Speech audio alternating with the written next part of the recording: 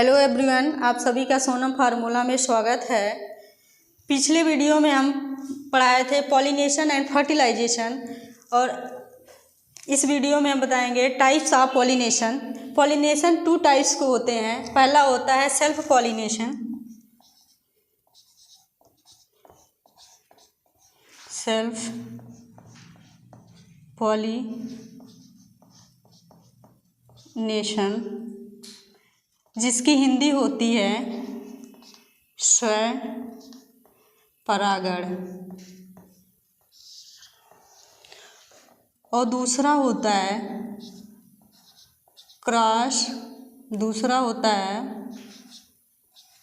Cross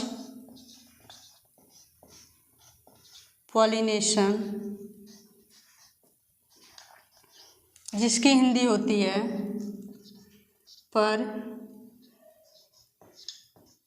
परागण। तो सबसे पहले हम जानेंगे कि सेल्फ पॉलिनेशन क्या होता है। देखिए, पॉलिनेशन परागण की क्रिया होने के लिए किसी न किसी माध्यम की आवश्यकता पड़ती है, चाहे वो कीट पतंगों द्वारा हो या भंवरों द्वारा हो, मधुमक्खी या तितली या जल, किसी भी माध्यम से, लेकिन किसी न किसी माध्यम की ज़रूरत पड़ती है। जैसे मान लीजिए सेल्फ पॉलिनेशन में क्या होता है, एक ही पौधे में होने वाली पॉलिनेशन की क्रिया को ही सेल्फ पॉलिनेशन कहते हैं। जैसे मान लीजिए एक पौधा, गमले में एक पौधा है, इसमें क्या है, एक ही पुष्प है। जैसे इसका क्या है, ये मेल पार्ट है और ये फीमेल पार्ट है फ्लावर्स में।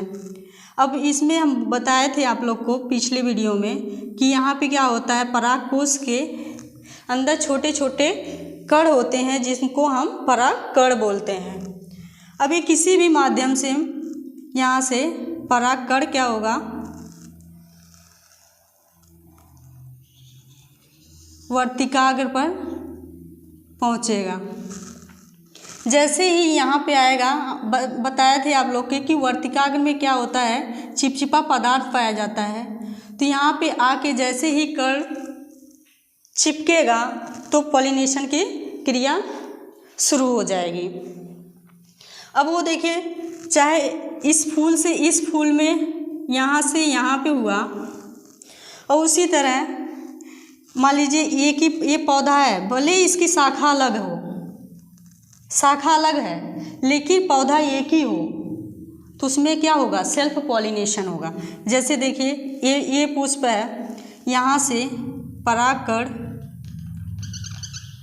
आया और वर्तिकाग्र पर चिपक गया। हवा, जैसे भी थोड़ा बहुत हवा चली और परागकण आया और यहाँ वर्तिकाग्र पर चिपक गया।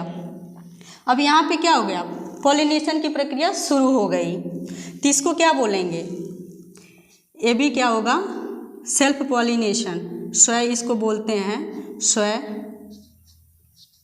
परागण। जैसे आप लोग देखे होंगे, गमले में हम लोग फ्लावर्स लगाते हैं तो क्या होता है, कुछ दिन तक तो अच्छा रहता है, इसके बाद कुछ सालों के बाद वो एकदम बिखरा हो जाता है। जैसे आप लोग को दिखा रहे हैं, देखिए एक लिए हैं गमले में फूल, ये देखिए ये एक ही पौधा है, भले इसकी शाखा अलग है लेकिन है क्या, एक पौधा।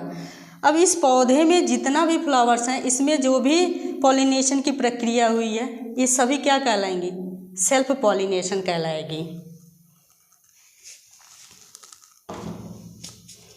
अब आगे जानेंगे हम लोग कि क्रॉस पॉलिनेशन क्या होता है। अब देखिए क्रॉस पॉलिनेशन में क्या होता है, पर परागण में देखिए पर मतलब एक पौधे से दूसरे पौधे, और स्वयं मतलब स्वयं जब एक ही पौधे में जितने भी पुष्प हैं उसमें जब परागण की क्रिया होती है तो उसको हम सेल्फ पॉलिनेशन कह लेते हैं। जब लेकिन एक पौधे से दूसरे पौधे में पॉलिनेशन की प्रक्रिया होती है तो उसको हम क्या बोलते हैं, क्रॉस पॉलिनेशन।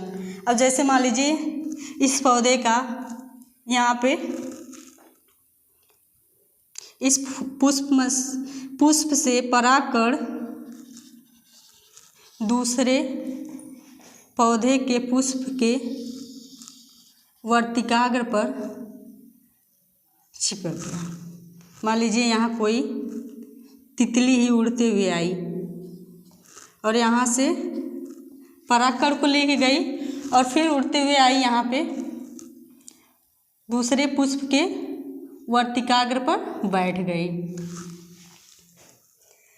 अब यहाँ जैसे ही ये आके वर्तिकाग्र पर बैठेगी तो इसके कण जो चिपका है बॉडी में, कहीं ना कहीं यहाँ पे आके यहाँ पे चिपचिपा पदार्थ पाया जाता है, तो क्या होगा, यहाँ पे चिपक जाएगा। चिपकते ही क्या होगा, पॉलिनेशन की क्रिया शुरू हो जाएगी।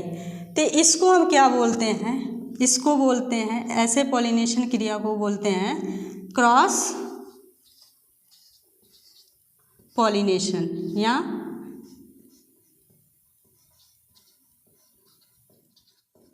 या इसको बोलते हैं पर परागण।